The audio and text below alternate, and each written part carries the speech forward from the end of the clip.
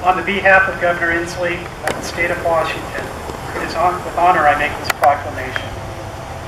Whereas throughout our country's history, courageous men and women of the Evergreen State have answered the call to protect and defend justice, liberty, and the freedom we hold so precious.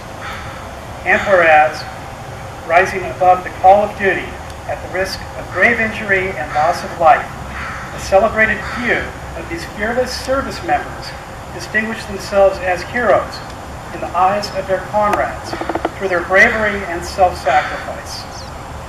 And whereas, in 1862, the United States Congress established the Medal of Honor as the highest award to be given to members of our country's military forces in recognition of their incredible valor during armed conflict. And whereas, Washington honors the 46 Medal of Honor recipients from Hazard Stevens during the Civil War to Ty Carter, William Swenson, and Leroy Petrie during the War on Terror in Afghanistan. And whereas, today we remember Emil Fredreksen, who was awarded the Medal of Honor in peacetime during the explosion of the USS Bennington in San Diego in 1905. And today his grave receives a special headstone at Evergreen Washelli Cemetery in Seattle. And whereas, in 1990, Congress designated March 25th annually as National Medal of Honor Day. Now, therefore, I, Jay Inslee, Governor of the great state of Washington, do hereby proclaim March 25th, 2016 as Medal of Honor Day in the state of Washington. Encourage all people in our state to remember with honor and celebrate with respect the brave heroes who have earned this recognition through fearless self-sacrifice in defense of our country and the ideals on which it was founded. Thank you.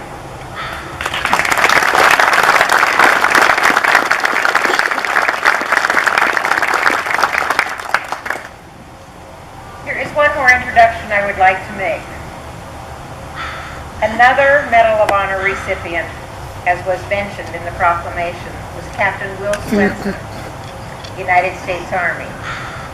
He is still in the Army, and a couple introduced themselves to me just before the service started.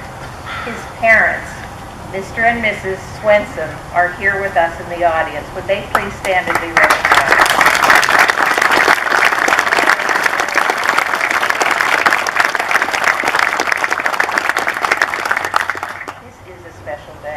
Thank you. I would now like to introduce Skip Dreps. Skip is the Vice President of the Northwest Chapter of the Paralyzed Veterans of America. He has and continues to do extensive work with veterans, including advocating for veterans' benefits. He spends a lot of time in Olympia. Skip will tell us the story of finding Emil and what we have learned about him. Skip?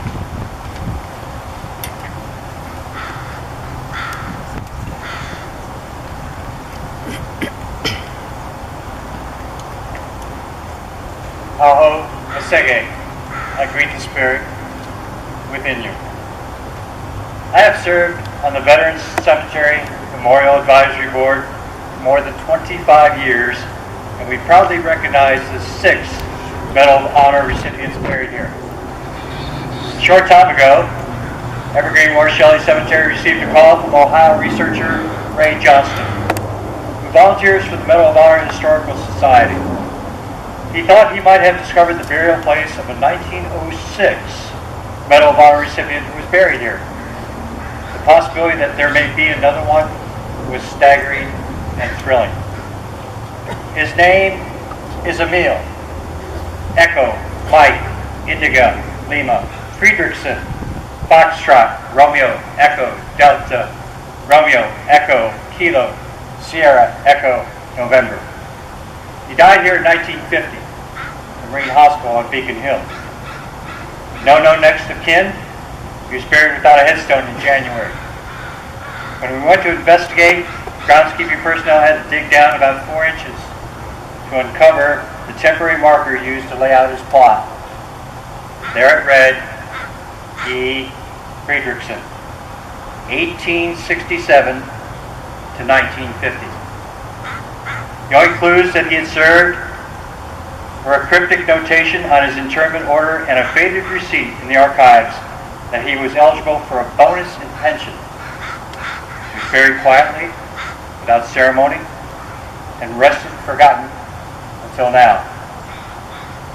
Research began to uncover records to tell a story of this man and his wife. We were soon able to confirm it was the same Emil Fredreksen, United States Navy water tender, who was one of the heroes of the USS Bennington, gunboat number 4, and the disaster that occurred in San Diego in 1905. 11 survivors were awarded our nation's highest honor that day, and it is the single event in military history where so many medals of honor were issued in peacetime. It also greatly impacted the city of San Diego. Citizens grieved, along with the devastation, along with the Army and the Navy, and all of us. It would have been tragic if one of those brave men had been forgotten. As our team continued to investigate, more details began to emerge from the past about this overlooked hero. Emil was born on January 5th, 1867, at Royal Lane Inn Hospital in Copenhagen, Denmark. His mother was Bertha Marie, and his father was Franz Edward Wiener. While his parents were not married, he spent significant time with his father and stepmother Christine. He loved both his mother and stepmother deeply. He often combined their names when referring to his mothers and called them Christina Maria. He had a younger brother, Fredrik, and a younger sister, Amelia. In 1884, Emil immigrated to America. He had a spirit of adventure that was seeking a different life from the one he had back home in Denmark. Emil arrived in New York at the age of 17 and began a lifelong career of a sailor. He started on a ship as a common deck boy, and over the next 15 years learned a number of different jobs. He worked as a stevedore, fireman, quartermaster, a boilermaker, and in 1897, at the age of 31, he enlisted in the United States Navy and was assigned to the United States Coast Guard ship Blake. 6 ships, and 6 years later, the Navy transferred him to the USS Bennington. Emil is one of the 11 Medal of Honor recipients from the Bennington, yet there was only a single undetailed line in his award that describes his heroism. His citation reads, quote, "Serving on board the USS Bennington for extraordinary heroism displayed at the time of the explosion of a boiler of that vessel at San Diego, California, 21 July, 1905, period," end of quote. There had to be more of Emil's story of heroism that was to be found in the San Diego History Center in Balboa Park.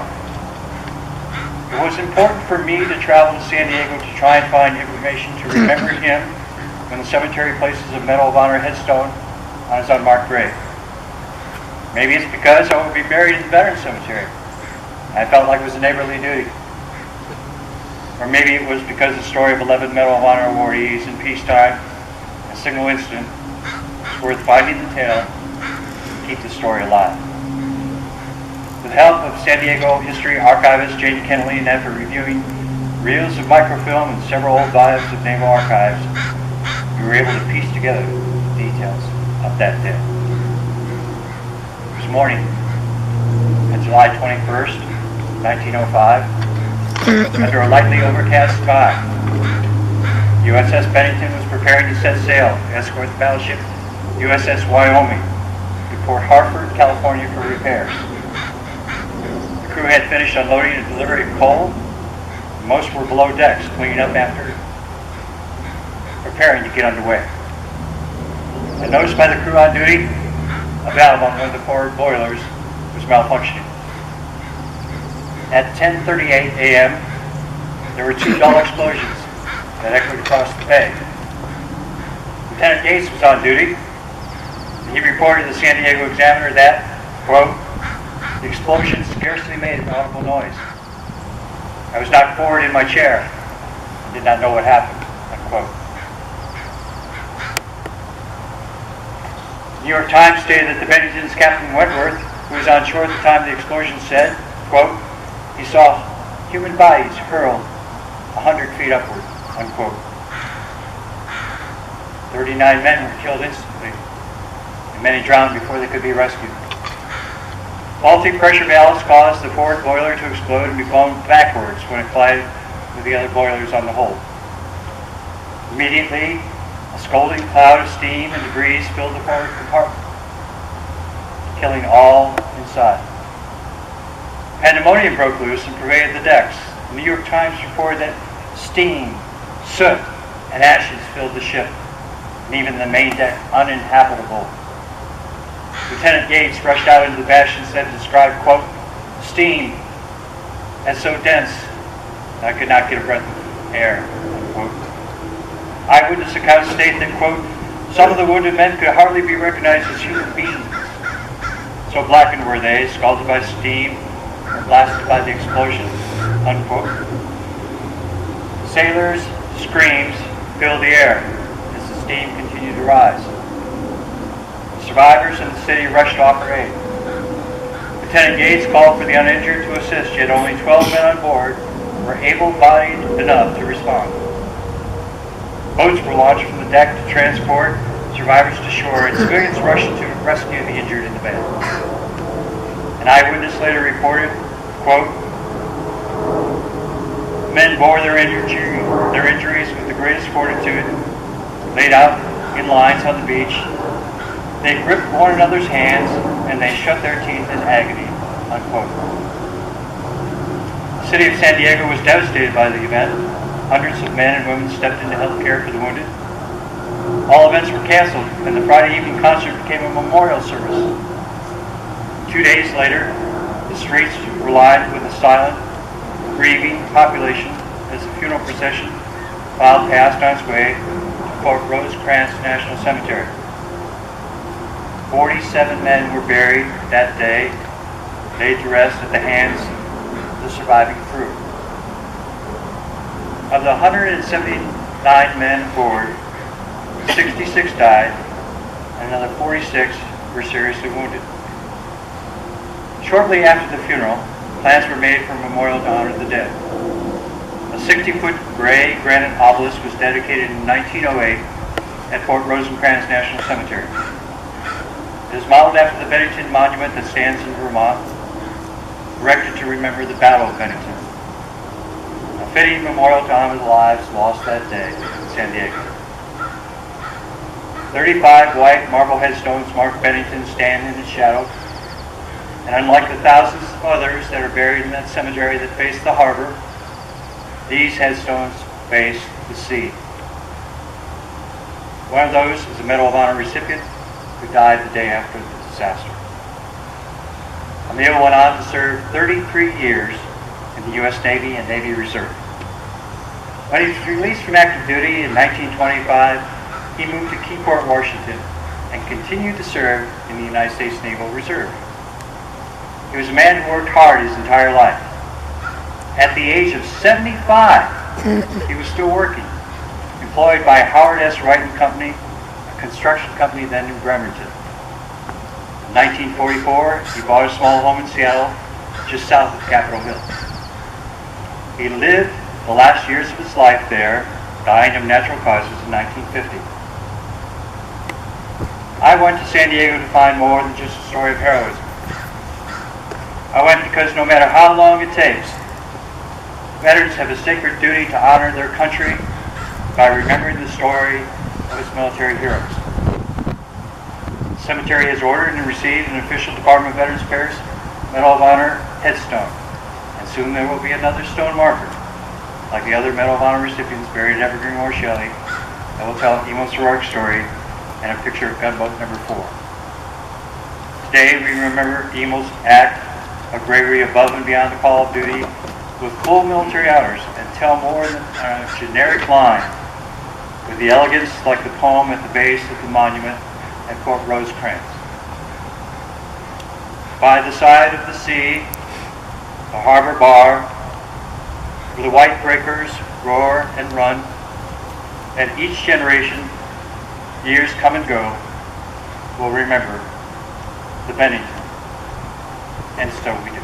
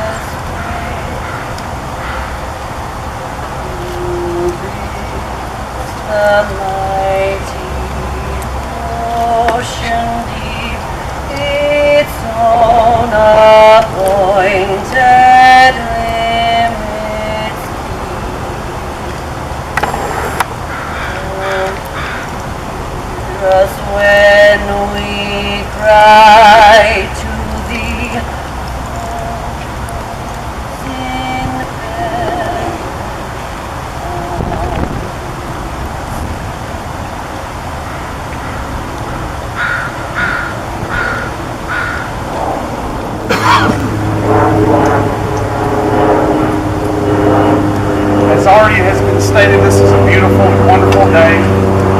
And at this point in time, I would just like to say a brief word. My father, a retired Marine, has been on the search for our family history, and in Lincoln County, Tennessee, found a Revolutionary War hero that was in our family, that was at the Battle of Yorktown when Cornwallis surrendered to Washington.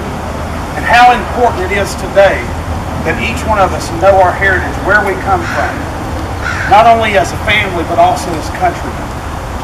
And so today, I'd like to lift this prayer in honor of this ceremony, and as your faith tradition allows, you would follow. Heavenly Father, we come humbly before you to honor Chief Water Tender Emil Fredreksen. Out of an immigrant family, you called a son to serve our great nation. In your likeness, he modeled for us what true devotion and sacrifice really mean.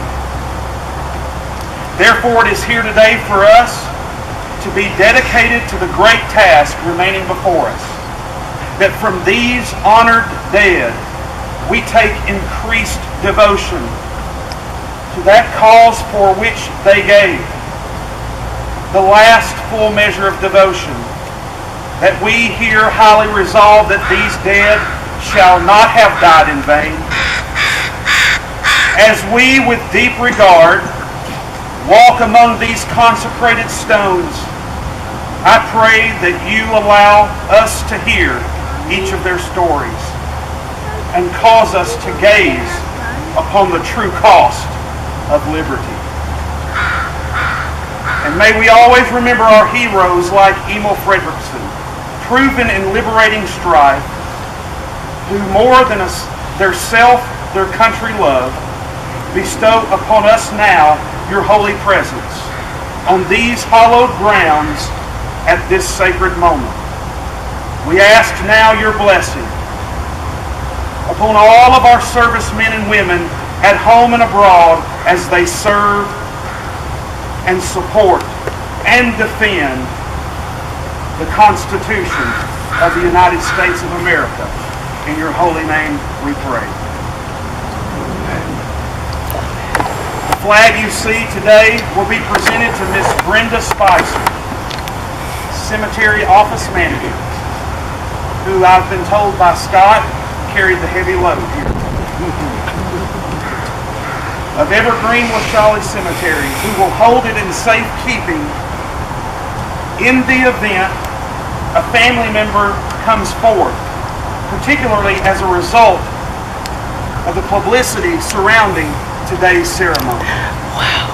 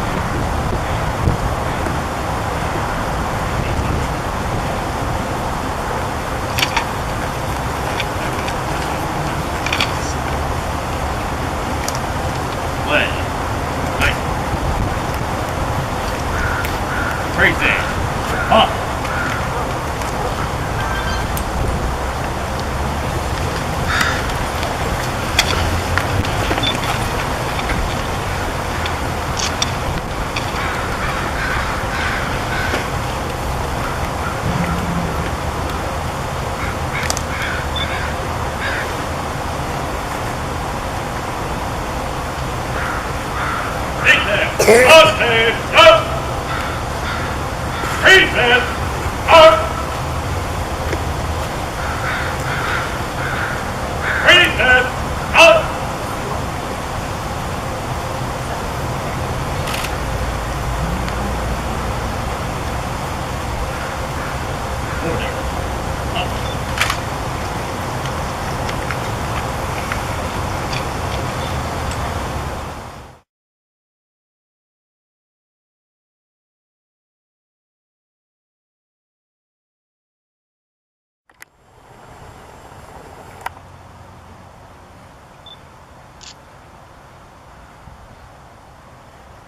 Hold.